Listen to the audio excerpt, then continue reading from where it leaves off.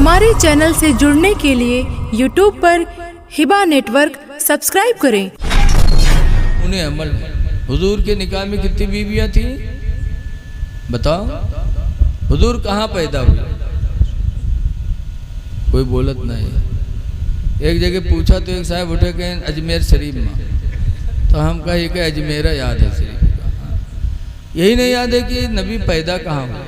जवान हो जाता आदमी अपने दीन के बारे में नहीं जानता। मैलानी के पास एक गांव है शिवपुरी, गया तकरीर करने के लिए जुलाई महीने में। ट्रेन से उतरा, कपड़े भीगे थे। एक साहब मोटरसाइकिल साहब बिठाई के लेके चले, हवा लगी तो बड़ा सुकून लगा। हम कहा इससे बतिया होती है 20-25 किलोमीटर है, कहीं का ऊँघाई ना आ जाए तो पता नहीं कहाँ से कहाँ पहुँच जावा जाए। तो कहा हम बोलकारे लगे। हम कहा भैया कहाँ रहा था? कहीं शिवपुरी रही थी मौलाना साहब। हम कहें कहाँ नाम है भैया? तो कहे झुल्ला। हम कहा झुल्ला? कहीं ना। हम कहा और कोई नाम? कहीं मौलाना साहब यही नाम है। तो जब कहीं यही नाम है तो हम कहा भैया तुम किसके उम्मत में हो, किसके उम्मती हो? तो कहा थे का मौलवी मौलाना जाने, हमें नहीं पता है। तो हम चुप हो गए। जब वहाँ पहुँचे तो एक आदमी चाय लेके आया, मैं अफसोस में बैठा था। उसने कहा हजरत चाय पियो। क्या बात? तो हम कहा यार ये कैसा आदमी है यार। मैंने इससे पूछा किसके उम्मत में हो, तो कहता मौलवी मौलाना जाने। कहने हजरत तू जाहिल हो के पीछे काहे परे हो, आप चाय पियो। तो हम कहा अच्छा तुम बताओ तुम की उम्मत में हो? तो कहा तेरे तुमसे बाहर थो रोहन, चाय पियो। अब बताओ, जवान हो जाते लेकिन अपने नबी के बारे में कुछ नहीं जानते। रसूलुल्लाह सल्लल्लाहु अलैहि वसल्लम के निकाह में 11 बीवियां थीं। कितनी बीवियां थीं? सबसे पहले शादी सरकार ने किससे किया? 25 साल के जवान थे और अरब में एक बेवा औरत थी 40 साल की। 2 मरतबा बेवा हो चुकी थी। एक शादी हुई, मर्द मर गया। दूसरी शादी हुई, मर्द मर गया। 3 बच्चों की माँ भी हो गई, बेवा हो गई। 40 साल की उम्र हो गई तो ठान लिया आपकी शादी नहीं करेंगे। बड़े बड़े मालदारों ने निकाह का पैगाम पहुंचा। 40 साल की उम्र में भी खदीजा के हुस्न का कोई जवाब नहीं था। बहुत हसीन व जमील थी, दौलत बेपना। और यही में लोग मेहरुआ ढूंढत हैं कि खूबसूरत है, पैसा हो। बड़े बड़े लोगों ने निकाह का पैगाम भेजा लेकिन हज़रत खदीजा ने ना कर दिया। लेकिन 25 साल की जवानी में जब खदीजा ने देखा कि हुजूर लोगों का माल लेते थे मक्का से और मुल्के शाम लाद के ले जाते थे और बेचते थे, फिर ला के माल वाले को पैसा देते थे, नफ़ा देते थे, तो उसी में से मजदूरी हुजूर को मिलती थी, उसी से अपना खाना करते थे। बताओ ये सरकार की ज़िंदगी देखो, मजदूरी करके तिजारत करके ज़िंदगी गुजारी। और आजकल के पीर लोग मुरीद के लिए उबाले जान हो जाते हैं। जहाँ घरे कम पराब अब चल दिन मुरीदन के यहाँ दौरा करे। लायु दे वो दो। रसूलुल्लाह की ज़िंदगी देखो कि खुद नहीं था माल तो दूसरे की दुकान पे लेते थे और मुल्के शाम जाते थे और बेच करके लाते देते थे, तब दुकान वाला उसे में से हुजूर को देता था। हज़रत खदीजा ने देखा तो कहा कि मोहम्मद आप सबका माल बेचते हो, ज़्यादा नफ़ा ला तो मेरा भी माल बेच दो। कहा दे दो। खदीजा ने अपना माल दिया और अपना नौकर मैसरा को भी हुजूर के साथ भेज दिया। हुजूर गए मुल्के शाम, बेचा और बेचकर जब मक्का वापस आने लगे, खदीजा को पता चला कि आज आ रहे हैं, तो खदीजा अपने घर की छत पर चढ़ गई और मुल्क शाम का रास्ता देखने लगी कि आज मेरा माल बेच कर आ रहे हैं। जब देखा कि दोपहर का वक्त है, तेज़ धूप निकली है, लेकिन ऐसे आलम में रसूलुल्लाह चलते हैं और उनके सर पर बादल का टुकड़ा साया किए हुए चल रहा है। चलते हैं, बादल चल रहा है, सारी दुनिया धूप में, अल्लाह के रसूल साए में। जब खदीजा ने देखा तो दिल पे बड़ा असर हुआ। हुजूर आए, हिसाब दिया, बड़ी बरकत थी माल में। फिर खदीजा मैसरा को लेके गई तन्हाई में। कहा मैसरा गुलाम, अभी मैंने देखा है कि धूप निकली है, सारी दुनिया धूप में है और मोहम्मद पे बादल का साया है, चल रहा है। तो मैसरा कहते हैं आपने आज देखा? खुदा की कसम मुल्के शाम में पूरा महीना मैंने यही देखा। हाँ कभी इनको धूप में मैंने नहीं देखा, हमेशा बादल साया किए हुए रहता था। जब मैसरा ने ये कहानी सुनाई तो हुजूर की मोहब्बत खदीजा के दिल में बैठ गई। तो अब तक निकाह नहीं कर रही थी, लेकिन एक नफीसा लड़की को बुलाया, फरमाया नफीसा जाओ मोहम्मद के दरबार में और जा कर के मेरा पैगाम सुना दो। या मोहम्मद इन्नी क़द रग़िबतु फ़ीका, ऐ मोहम्मद मैं बेशक तुम्हारी ख्वाहिशमंद हूँ, तुम मुझे अपने निकाह में ले लो। जा मेरा पैगाम सुना दो हुजूर को कि अपना निकाह में मुझे कबूल कर लो। ऐ जवानों ज़रा नबी की ज़िंदगी देखो। खदीजा तैयार हुई, बहुत खूबसूरत थी, बहुत मालदार थी, लेकिन जब अपने निकाह का पैगाम सरकार को सुनाया तो सरकार ने क्या कहा? सरकार ने फरमाया जाके खदीजा से कह दो कि मेरे माँ बाप तो नहीं हैं, मैं यतीम बन के पैदा हुआ, मेरे अब्बा नहीं, मेरी माँ नहीं कि उन लोगों से मशवरा करूं, लेकिन अभी अभी इसी दुनिया में मेरे चाचा लोग मौजूद हैं। अब्बास जिंदा है, मेरे हमजा जिंदा है, अबू तालिब जिंदा है, मैं अपने चचा लोगों से पूछूंगा, वो लोग अगर इजाज़त देंगे तो होगा, वरना नहीं। सरकार ने ख़ानदान की मर्जी पे छोड़ दिया, खुद से कोई फैसला नहीं किया।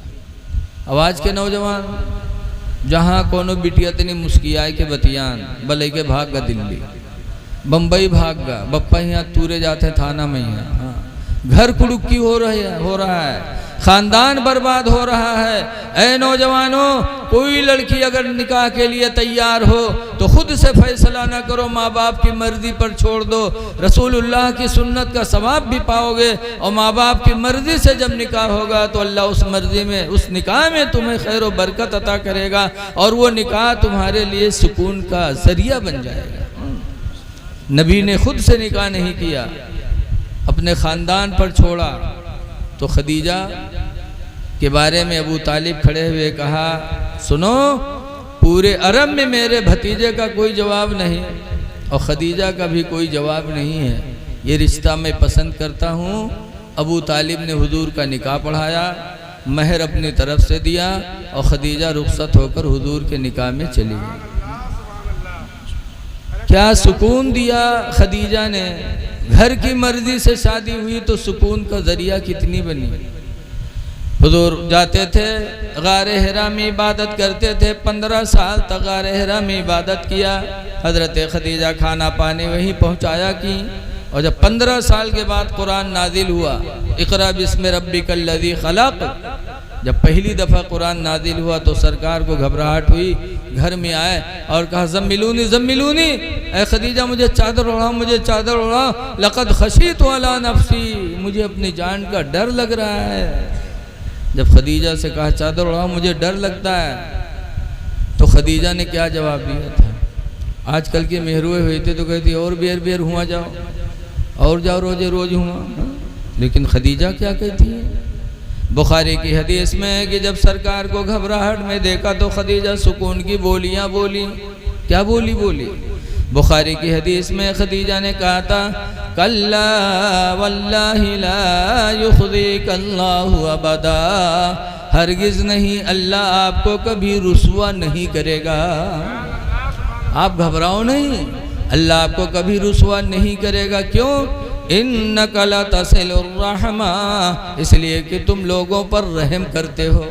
जब तुम रहम करते हो तो अल्लाह तुमको रुसवा कैसे करेगा? वतहमिलुल कल्ला, और कमज़ोरों का बोझ लाद लाद के चलते हो। आज हमसे लोगों से कोई बोझ उठवावे कह दे तो माथा ठनक जी। और सरकार किसी बोझा वाले को देखते थे कि अगर बोझ है, परेशान है, तो उसका बोझ सरकार अपने सर पे रख लेते थे, उसके घर पहुंचा देते थे। सरकार की ये शान थी।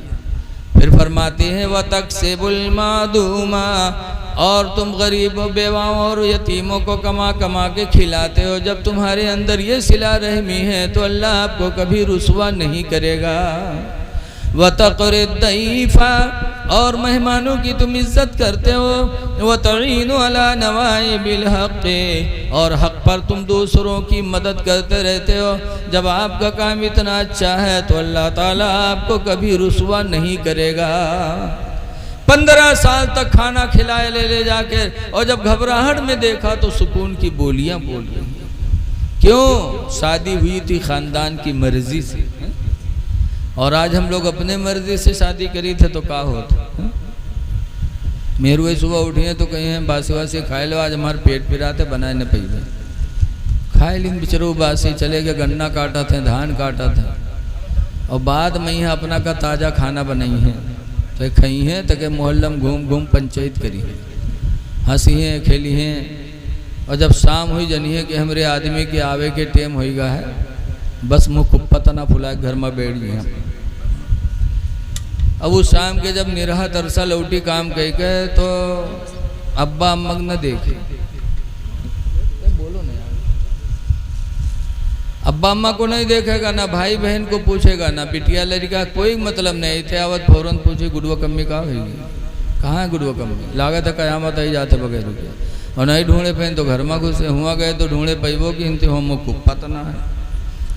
अब खड़े हैं इंतजार में, बड़ी हिम्मत से हाथों लगन कहें कहा बट गुरु में कहा भगवान, इतनी जोर से हड़कावत है लेकिन फिर भी गुस्सा नहीं आवत। कहें कहा बात, कहा मामला, कहें सुन, या तो अपने भैया का ले करो या हमका ले करो। कहें कहा है, कहें तोर भैया आज हमका गाली दी से, या तो भैया के ले करो हमका ले करो। गाली दी से, लाओ लाठी कहाँ है, उठाओ लाठी। अब लाठी पकड़ा दिया, दिन भर गन्ना काटे, शाम के चुड़ैलिन ने लाठी पकड़ा दिया। अब बीवी पे, बीवी की वजह से भाई पे लाठी चला रहा है आज का नौजवान। ऐ भाइयों पे लाठी चलाने वालों, भाइयों को तंग करने वालों की सोचो क्या आपका ईमान रह गया। अल्लाह के नबी फरमाते ला युमिनु अहदुकुम, तुम में का कोई मोमिन नहीं होगा हत्ता युहिब्बा लिअखीहि मा युहिब्बु लिनफ्सिहि, यहाँ तक कि अपने लिए वही पसंद करे जो अपने भाई के लिए पसंद करे। भाई पे लाठी चला रहे। कुरान करीम में अल्लाह फरमाता सना शुद्ध अदुदका बि अखीका, ऐ मेरे भाई, ऐ मेरे बंदे, अल्लाह कहता है सना शुद्ध अदुदका बि अखीका, ऐ मेरे बंदे मैंने तेरे बादों को ताकत बख्शी है, बि अखीका, तेरा भाई पैदा करके। भाई से भाई को ताकत मिलती है। आपने देखा होगा जिस गांव में 10-12 भाई एक घर के हों तो लोग उनसे झगड़ा नहीं करते कि जइयो तो 12 लाठी निकली है। और जो अपने बाप के अकेले हुए वो जो कोई पाव थे थपरी आ देते पी के है को आगे पीछे।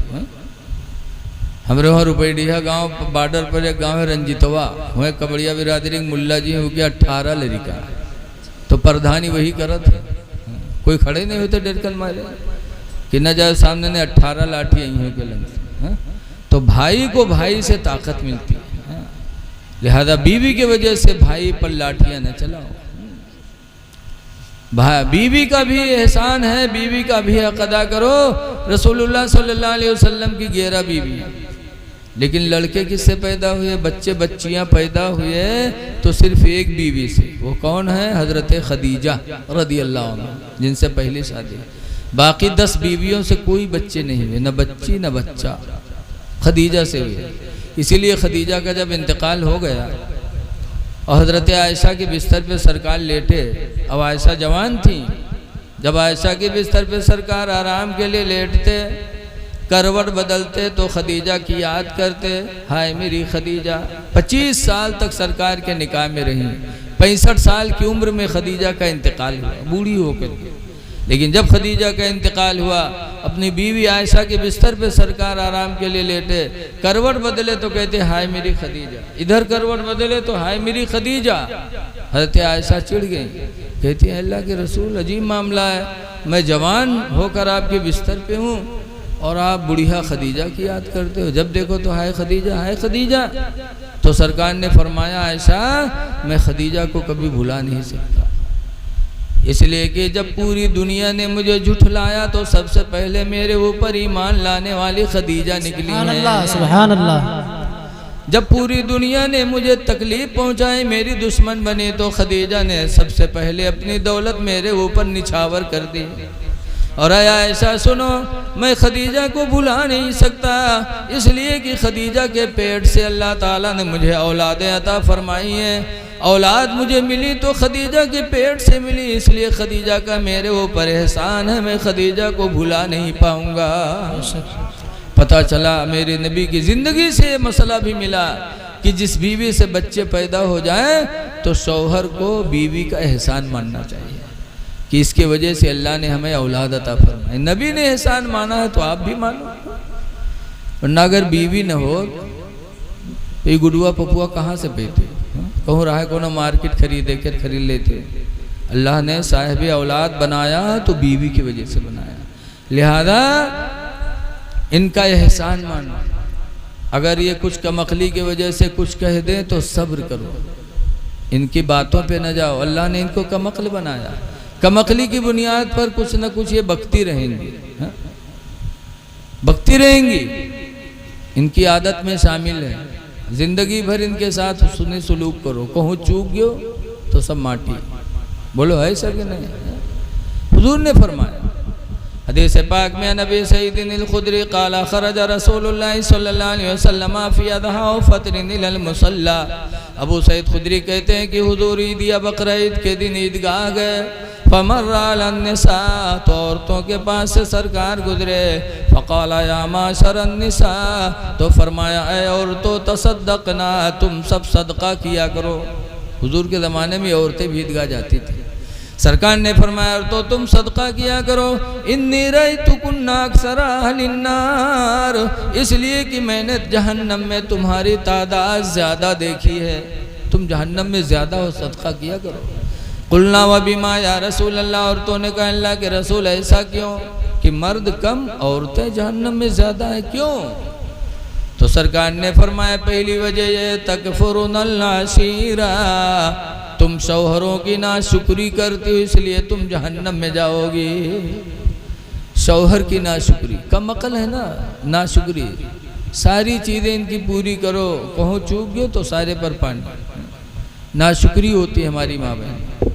जैसे मेरे गांव खन्ना बुरवा में ही है, एक साहब है वो नमाज कबू नहीं पढ़ा था, लेकिन टोपी कबू नहीं छोड़ा था। नेक को नमाज पढ़ी और टोपी लगाए रहे हैं, सोई है तो मुँह टोपी लगाए रहे हैं। तो उनका गांव वाले पंडित नाम रख दें, तो उनके बीवी के लकब होगा पंडितैन। आज मेहरवन का लकब बहुत जल्दी मिला था।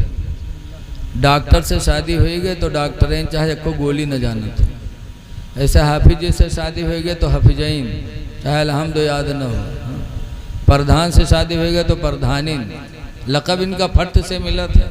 हमका तुमका तो बड़ी मेहनत के बाद मिला था।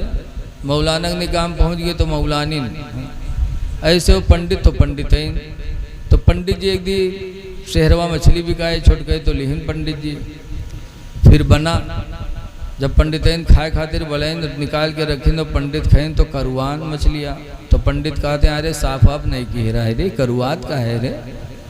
तो पंडितैन कहते हैं तू है जू जरना, तो सब दिन हमारे जू जा रहे, सब दिन लेकिन लगाए तो कहूँ कुछ सही माने। तो पंडित कहते ना ही करुआत है रे। तो बिटियवक देन कहें तू बिटियवा खा, तो बिटियवो खाए तो वो कहते करुआत है। हाँ माँ करुआत है। तब पंडित कही ना रे निमकौरिक तेलवा इतनी धरा रहा होगा तो नहीं डाल दी है रे। जब पंडितैन देखें तो कड़वा तेल शीशी भरी धरी और निमकौरिक तेल शीशी खाली हुई गई। तब पंडितैन अपन मूड पीटिन हाँ निमकौरिक तेलवा ही डाल दी है। अब बताओ डारे बैठे निमकौरिक तेल और मर्द कहा था करुआत है तो कहा था तू है जू जरना। ये कमकल है, कमकली की बुनियाद पे एक से एक बातें कहती रहेंगी, लेकिन इनके बातों में ना इनका एहसान है कि इनकी वजह से अल्लाह ने हमको तुमको गुनाहों से बचाया, ज़िना से बचाया। इनका एहसान है कि इनकी वजह से घर हमारा मिसले जन्नत बना हुआ है। तो इनकी बातें सुनने में कुछ बिगड़ता नहीं है। इसीलिए खिरकान के एक बुजुर्ग हैं हज़रत सैयद अबुल हसन खिरकानी, बहुत बड़े पीर हैं। एक दफ़ा 10-12 मुरीद इनके गए मुलाकात करे, चलते चलते चलते चलते खिरकान पहुँचे। वहाँ पहुँचे तो हज़रत के दरवाज़ा पहुँचे, दरवाज़ा खटखटाई तो हज़रत रहे ने उनके बीवी रहे। बीवी दरवाज़ा खोलिन, मुरीद लोग सलाम किन, पूछिन हज़रत कहाँ है? तो चौंकी कहीं हज़रत हमरे घर में को हज़रत है भैया, हज़रत को कहीं हमारे पीर हज़रत सैयद अबुल हसन खिरकानी, कहीं हाँ वो दज्जल वक़्त कायम कर गए, वो पीर हो गवा, कब से पीर के लायक हो गवा। अब मुरीद लोग खड़बड़ाने कहीं हाय अल्लाह हम लोग मुरीद हैं, बीवी दज्जाल बताओ थे।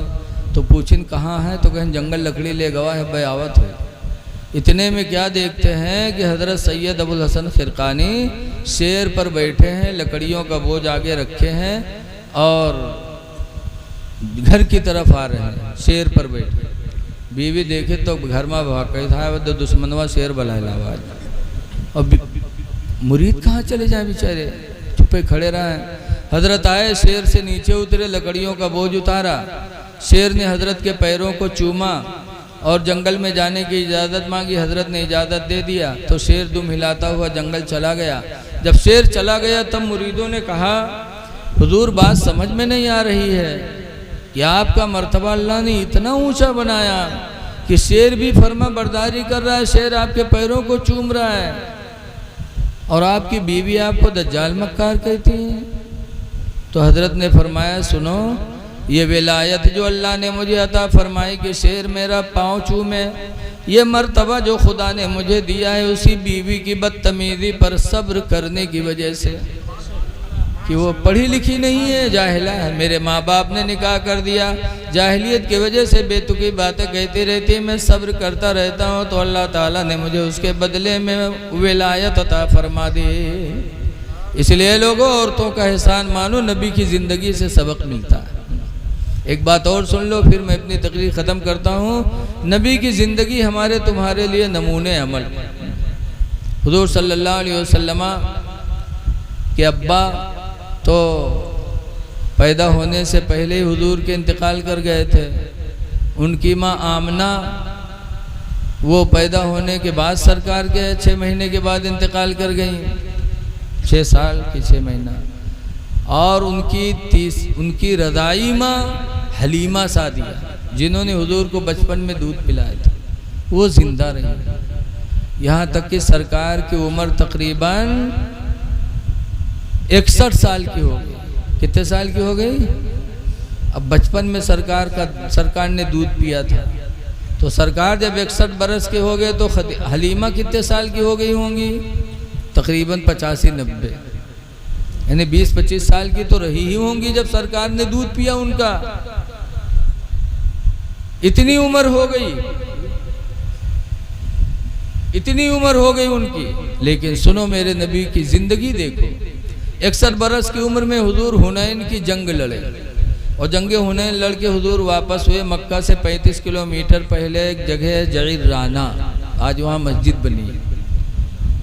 वहाँ पहुँचे सरकार तो अपने साथियों को कुछ तकसीम करने लगे। लो इतने में अबू तुफैल दोसी साथ में थे। वो कहते हैं कि सरकार तकसीम कर ही रहे थे, जात इमरात, उनकी अचानक एक औरत आई।